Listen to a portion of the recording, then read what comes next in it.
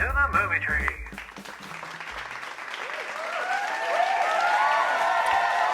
Howdy, howdy, branches, and what was that? Was that a bird? I think it was a plane. No, it was the Movie Tree Podcast coming in with an episode from the 70s. Yes. Wow, we're getting back there. Superman 78. Yes. The iconic, first superhero film? Yeah, I think it was, yeah. Yeah, people are going to come at us. Probably. Yeah, They always do. 1942, there was the Invisible Man. Excited for this one, mate. Yeah, I am. Yep, me too. Up and about. Too. So we got here by climbing the Terence Stamp branch. Yeah, strong. Played John Tunstall in Young Guns and plays General Zod in this movie. You and I had a text conversation yesterday, I think. Yep. And you said I confused 1 and 2 in my head. Yep, I heavily. did the very same thing. Because it's about halfway through this movie, I'm like, shouldn't Zod have shown up by now? Doesn't he cause some sort of havoc, like blows up a car or something? Yeah, no. That's Wrong number 2. film. You got the wrong film. Wrong again. So to the storyline. An alien orphan is sent from his dying planet to Earth, where he grows up to become his adoptive home's first and greatest superhero. Iconic. Iconic. The iconicest. It is the iconicest. When did you first watch this? I do not remember. I have no idea, but I watched it. I think number 2 was more watched, but I watched it. I couldn't tell you if I got this from Blockbuster. It feels like it would have been a Friday night movie with the fam, but could not confirm. What about you? I think I saw number 3 first with Richard Pryor and so forth, and then I watched the first 2. And as a kid, I know I've previous episodes a long time ago now, I dissed heavily on DC. Yep. I used to love these movies when I was a little kid. Yeah. I used to watch them over and over and over and over and over. Who couldn't? Well, because who doesn't want to be when you're a 5-year-old, 6-year-old kid, who doesn't want to be Superman? The original cape. You're like, I'm putting my own shirt around my head thinking I'll be fucking Superman. Mum, can you tie the bath towel around my neck or, Yep. Absolutely. Yeah, iconic shit. IMDb 7.4, which is pretty bloody good. Strong. Rotten Tomatoes, 94% critics of 77 reviews, 86% audience, which is good. It's still good. It's an older movie. Yeah, for a superhero film in 79. On a budget, though, keep getting that wrong. think about this, on a budget of $55 million in 1978. What's that? That's a lot of fucking money. 200 million, is it? A lot of fucking money. Yes. For inflation, yeah. But at the box office, it made 300 mil. Second at the box office that year behind Grease. Oh. Yeah, Grease fucking killed it, man. Damn, yeah. Animal House. I think it was Grease, Superman, and then Daylight between the next, which was Jaws 2, Animal House, and Every Which Way But Loose. And in its initial run, this film topped the box office charts for 13 consecutive weeks. Damn, 78 a big year for me. Big year? Watch all those now. This is our second movie from 1978. Oh. Do you want to take a stab? It's not Cuckoos. Do you want to take a stab? 60, wasn't it? Do you want to take a stab? Stab. Take a It's stab, you idiot. Jaws. Do you want to take a stab? Fucking, you keep saying it to me, stab, Psycho. We haven't even reviewed Psycho. That's from the 60s. Fucking Halloween. Halloween, of course. I thought that would be up there in the financials. No, it wasn't. Gave it to you on a silver platter. Runtime of depending where you watched it, 2 hours 17 or 2 hours 23 minutes. Yep. Produced by absolute nobodies.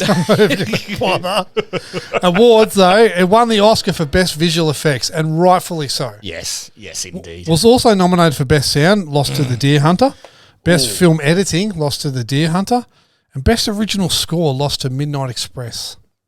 Unbelievable. I haven't watched Midnight Express, but he didn't want to be an absolute tuner. I don't care to. I won't watch it because of this. Directed by the legendary Richard Donner. Also The Omen, Lady Hawk, The Goonies, all the Lethal Weapons, Scrooged, Maverick, Assassins, Conspiracy Theory, and 16 Blocks. Pour one out, you reckon? Yeah, I think we should. He was one of the greats. Y'all, for real though, this right here, this goes out to all our fallen homies, yo. Now the cast, and I'm going to say this in the order I think it should be, rather than the order it was credited. Yeah. Christopher Reeve, 26. Margot Kidder, 30. Gene Hackman, 48. Marlon Brando, 54. Ned Beatty, 41. Glenn Ford, 62, and Terrence Stamp, 40. Yeah, Beatty, 41. Ned Beatty, Looks like about 78. he's always at that. Steven Spielberg was offered the chance to direct this film, but producers balked at the salary that he asked for. They decided to see how Jaws, which he had just completed, did at the box office. That movie was obviously a huge success. Spielberg went on to do other projects instead. Yeah. The year that this was released, or the year this was in production, he directed Close Encounters of the Third Kind, and the year after he directed 1941. So he was well and truly busy. Yep. But Superman bested both of those movies at the box office. Hey, take that, Spielberg. Like Richard Donner beat him this time, but Spielberg caught up later, and they would eventually come together to work on the Goonies, as we know. Yes, true. Very true. Last week, skinning the smoke wagon, I think we were both very conservative. You said a 4. I said a 3.5. Yep. On the back of that, can I have your thoughts and score it a 5? Okay, I struggle with this, to be honest. A truly wonderful film, way ahead of its time. Watching this, I still got all the feels I'd get from an iconic superhero film that I'd see today. I'd completely forgotten how broad the whole movie is, going from Krypton through Clark's early years into becoming Superman. I think this helped in regards to the very dated visual effects. I was still very entrenched in the storyline because I couldn't remember it. But I can see them being a hindrance to anyone else wanting to watch this as a new superhero film. Christopher Reeve puts together probably the best Clark-Superman duo performance I believe we've seen to date. Especially his version of Clark. It is a thing of beauty. Gene Hackman puts together a comic-level version of Lex Luthor. I don't think there has been a better one, but we can do better. You know what I mean? The comedy he puts out in this is very it's subtle. Yep. Subtle remarks and comments. And Yeah, he does. I do get the feeling he's smarter than everyone else and he has to deal with it a Yeah. lot. As with the special effects, I think the character of Otis is very dated. Just Eve Tessmacher would have sufficed nowadays, I reckon. Yeah. So the reason I struggled with this was because of how dated the effects is, do I give it a lower mark? But then, like, it's Superman and the score and everything is still just bloody iconic, so I just gave it a 5 because it's Superman. I'll just fucking give it a perfect I just score. gave it a 5 because I got sick of thinking. I'm just like, you know what? You love this. Stop trying to think about everyone else and think about yourself. That's all you can base it on is so yourself. that's what I fucking gave it. Take that, stick it in your pipe, and smoke it, yeah. Now, what about you, mate? How'd you go? Last week I said 3.5. I was way, way wrong. Admittedly, I was guessing, as I don't believe I've seen this movie since the 80s. Yep. But what a film. Fantastic telling of the Superman story, the origin almost story from start to finish. I know I've said Cavill is my Superman, but Reeve now has a place in my heart once again. Fantastic effects work, especially the miniature. The miniature work in this movie, The flooding. except for one brief moment, is fucking flawless. Yep. The score, mwah, John Williams. Hats off. And again, hats off. Because I'd forgotten just how fucking good the score is in this movie. It's so perfect for its time. But it's so iconic. Yeah. Those first few bars of the Superman, of his theme, you're like, you know what it is straight away. It's the drum. When the boom, boom, boom, boom, boom, you're like, oh fuck, he's coming. And I've had the privilege of hearing that played live by the Melbourne Symphony Orchestra, and it is just so effective. Superbly paced and superbly shot. This goes high. This goes up to 5. Oh, we've pulled one. We've pulled one We've because shanked one in. this is just, I don't know. I was so blown away by how much I enjoyed this time around. And I had not seen this for a fucking long time. And look, it's a testament to the effects team that I didn't dump on. Like, when we've said it on other movies, especially like something like Labyrinth. If you said to me 4 weeks ago, which movie you reckon would hold up better, Superman 78 or Labyrinth? I would have said Labyrinth. Yeah, because it's made for that. This shit's all over. It's fucking great. And for an effects movie from the 70s, to get a 5 out of me? Yeah, I like to point, like, I like to think it's a team. This is like a team of champions, this film. Whereas Labyrinth didn't have great actors. It had great sets, and that's it, nothing else. So if the sets failed, you had nothing else. Yeah. Whereas Superman, if the sets fail, you've got Christopher Reeve acting the best Clark we've ever seen. You've got Gene Hackman. And if that falls down, then you've got John Williams giving one of the best scores we've ever seen, we've ever heard. So it's like it always has a reason to go, oh, this looks bad. But hey, that's good. Yeah. And then I think that's just, it's just an all-round great film. So that puts it 16th. Yep. Puts it just behind Big, just in front of Ransom. Actually, sorry. No, that puts it 15th. Oof. Just in front of Big, just below Baby Driver. Below Baby Driver. Just below. Okay. That's based on IMDb score, though. So Yeah. take that or leave it if you want. Yeah. We'll have to do a rearrangement of our 20 one day. Probably. Best on ground. Best on ground, easy, is Christopher Reeve. His Clark Kent is, I hope James Gunn has taken Cues. cues from this, like an inspiration, because man, he nails it. And even in that one scene where he's talking to Lois as she's getting ready for a date with Superman, and he's supposed to have, he takes it off and he thinks, maybe I'll tell her. And the posture goes up and the voice changes and everything, like he just looks stronger. And all of a sudden he puts his glasses back on, hunches back over, puts a voice on. Oh, hey, Lois. And you're like, oh my God. Yeah. And that is something that Henry Cavill's Superman, and no attack on Henry Cavill, I'd say that's a Zack Snyder decision. I don't want him to be any sort of a loser, a bumpkin, or because I don't think he did that in any Man of Steel or anything. I don't remember him like running into a desk or dropping papers in front of Lois. He didn't act like a fucking nerd. Yeah, he just sat at his desk for like 3 minutes, and so they lost that whole Clark Kent point. I feel in like those films. Man of Steel was more about Superman, Yeah, absolutely. whereas this Absolutely. movie seems to be more about both sides. Yeah, and he nails it, man. Yeah. What about you? What do you got? I never thought I'd say this because in my mind, Christopher Reeve's acting has always been a bit naff. Yeah. Because I've seen him in quite a few things, but Christopher Reeve, take a bow. His dual roles as Man of Steel and Mild Mannered Reporter, just off the charts good, especially like you said, the Clark Kent side of it, I'd forgotten how fucking, like, and to play it, I mean, it must be hard playing two roles in the same movie. Yep. And playing two, like, almost opposite personalities. Yeah. And he just fucking nails it. And even as Superman. And he says, like, I'm here for peace, justice, and the American way. That's about the only time you go, oh, that's a bit cringy. Yeah. That, like, everything else is so straight down the line, I'm just a fucking good guy and we're going to help people. Yep. I'm going to win. Yes. We don't even like her smoking. No, you know. He burns on her lungs. Yeah. Pink. Worst on ground. I know this is just the role they gave him, but Ned Beatty as Otis really just grinded on me. Yeah. It's not that he did it bad, because obviously that's what they told him to do, to be the oaf, but I just didn't like it. Yep. I didn't get along with it. What do you got? I agree. His role was not required. And it makes you ask why someone with Luther's intellect surrounds himself with an idiot. Yeah. Yeah. And even like Eve isn't that smart, but No. at least there'd be a reason that he could bounce off her to And like, I'll get understand to stupid shit. I'll get to the reasoning behind my comment later on when we're in the movie. But why you would employ this idiot to do anything it is just beyond makes me. no sense. Yeah, it makes no sense.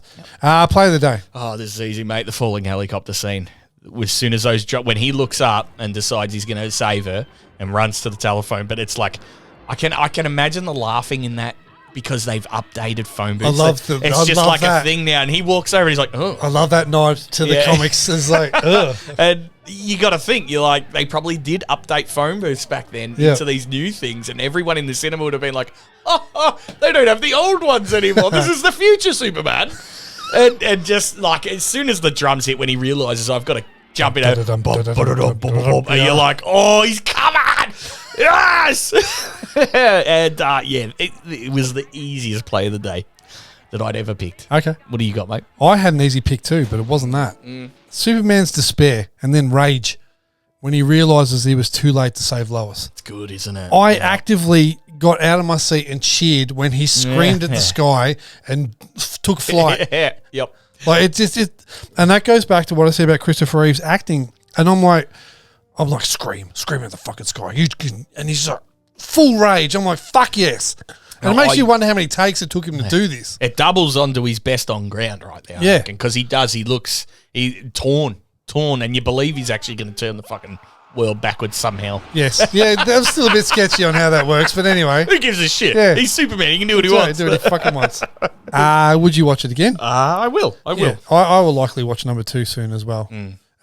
Should the listeners watch? Absolutely. It's an absolute classic. Where did you watch? I watch this on DVD. I watched it on ABC iView, which went all right. No ads. It was all good. You can also rent it on Apple TV and Amazon Prime. The 4K Ultra HD Blu-ray, $16. And the DVD is $4 at JB Hi-Fi. Jesus, go the Ultra Blu-ray. $14 bucks. $14, Yeah. absolutely. Johnson trivia. I do. Let's do some movie trivia. Body count. Well, there's two schools of thought here. It's either 4 or it's 1,399,999,997 if we're counting dead Kryptonians. You've got to. Well, You've got to count them. Then it's 1,399,999,997. I don't think we'll top that. I know That's our biggest death rate. That's our biggest death rate. And you can't say it's not. To obtain the musculature to convincingly play Superman, Christopher Reeve underwent a bodybuilding regime supervised by David Prowse, who we know As was the Darth physical Vader. embodiment of Darth Vader, Yeah, who was a wild. bodybuilder. Yep. Fair enough. Gene Hackman flatly refused to shave his head or wear a bald cap to play Lex Luthor. To get around the issue, Hackman's own natural hair was styled differently from scene to scene to give the appearance of him having changed hair pieces. Wigs, yep. Numerous hair pieces are also visible around his lair. We saw that. Hackman relented and wore a skull cap in that last scene where he gets taken You can to tell prison. because of the hairline. Yeah. The hairline is strong. Like, if you're going to make him bald, Yes. make him him bald. bald. Why'd you... Yeah, right. Kerry Elwes worked as a production assistant whose job it was to bring Marlon Brando out of his trailer every day. Yeah. Brando, who was paid $1 million a day in overages, had little incentive to leave his trailer, according to Elwes in an interview, and refused to call Elwes by his given name, choosing instead to refer to the then teenager as Rocky. He didn't like Carrie. Didn't like Kerry. God, he's a weird character. Wow, after Christopher Reeve criticised him in the press about his performance, That's right. I've seen it. Yeah. Yeah, he's just like, he said he phoned it in. I'll never work for the man again. Yep. Like, I respect what he did, but I don't respect him. Richard Donner also followed suit. He opened up on his own interactions with Brando. He said how Brando wanted to play Jor-El as a bagel. Apparently, Brando said to him, "Why don't I play this? Why don't I play this like a bagel?" I was ready for him to say a green suitcase, and he said bagel. Donner recalled, he said, "How do we know what the people on Krypton look like?" Donner's recollection of the events also had Brando's agent, Jay Cantor, warning him about Brando, saying that Brando would like to play it like a green suitcase. That's fucked. And Donner asked, "What does that mean?" And Cantor said it means he hates to work and he loves money. So if he can talk you into the fact that the people on Krypton look like green suitcases and you only photograph green suitcases, he'll get paid to just do a voiceover. Like, why would he think that sells? I don't know. You want some casting trivia? Oh, yes. Sir Christopher Lee turned down the role of General Zod because he had just moved to Hollywood as a tax exile and did not want to return to England at Pinewood for filming. Fuck, has the voice. Yeah. Stamp has the voice too, though. He ended up playing a villain in another comic book movie, Captain America 2, Death Too Soon. Close enough. You know, Oh, not Walken. What? What was he? considered for Superman. Really? But was thought to be wrong for the part. Yeah. Truth, justice, The American way. Oh, way. Lois, Lois, dinner, you, me. flying. Oh. You know, I've had dinner before. Many times. Many. Oh.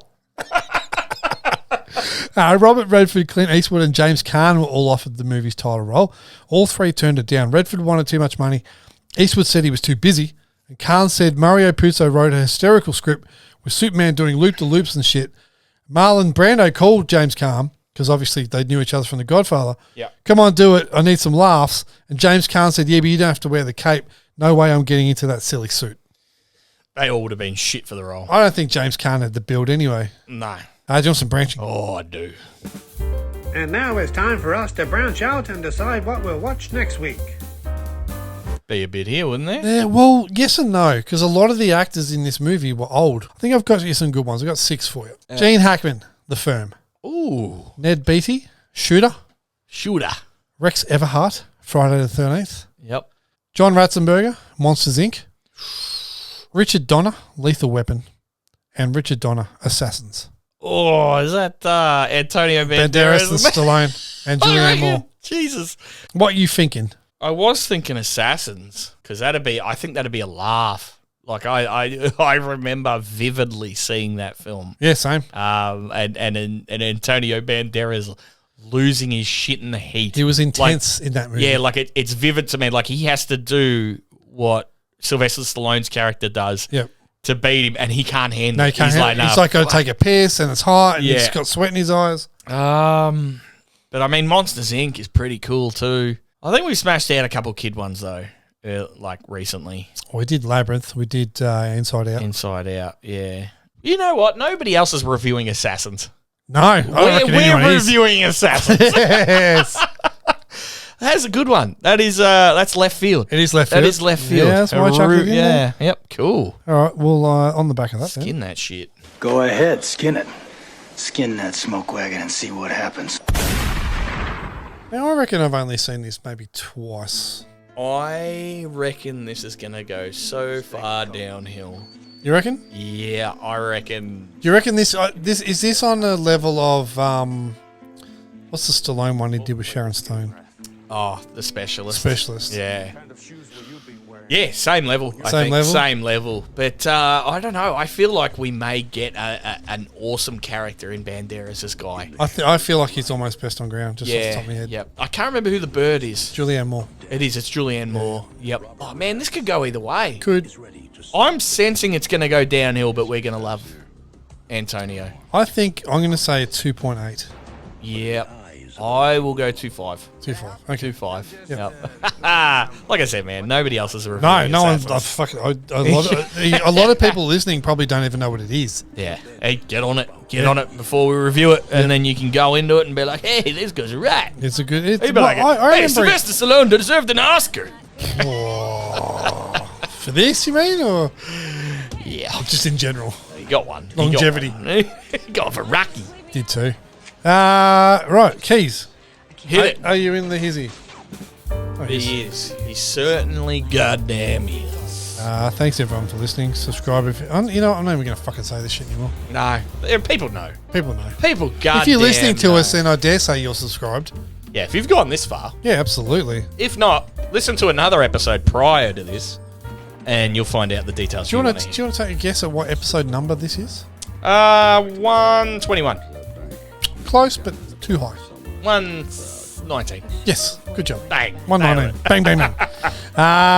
Ratings, reviews, all that good stuff. Leave it for us because we like them and stuff and things. God damn, that's 119 weeks It is. of work. Well, yes, but we've also got our specials and the weeks that we couldn't do much, and It's true.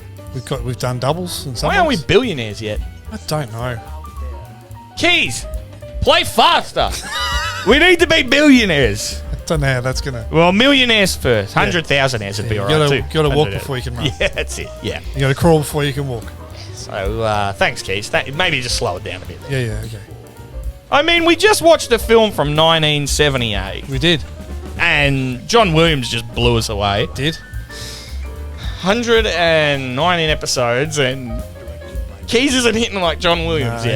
he's not. He's had a lot of training. And How long do we persist? I reckon he'll pull a new song out one day. But it's not this day. It's not this It's day. not this It day. is not this day. There will be a day when Keys fall, but it is not this day. Send us an email at themovietubepod@gmail.com. Check out our socials on Instagram, Facebook, TikTok, and YouTube. You can grab us on all the stuff and things and posts. And Stuff and stuff. we're HR puffing stuff. slowly getting places on socials. It's going well. Hey, yeah, we got like 200 and something on YouTube. 202. 203, wasn't it? Three Did someone pull out? I don't know. Might have been. Accidental subscription. Oh, shit. Oh, How they get? didn't mean to do that. Don't want them to know that I like them. Yeah. It's a secret love.